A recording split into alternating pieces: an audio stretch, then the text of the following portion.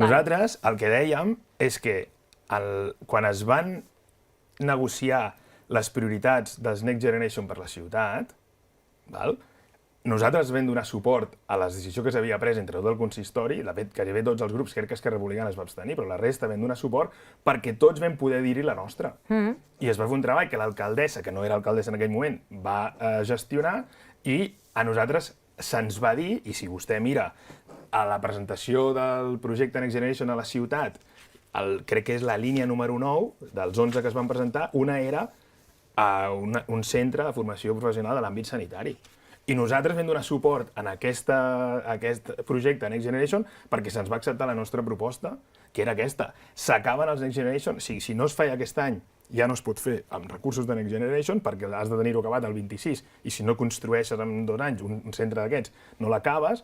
Per tant, li vam dir que al senyor Terrades li vam dir que aquesta és l'última oportunitat que teníem per posar una cosa que ens havíem compromès.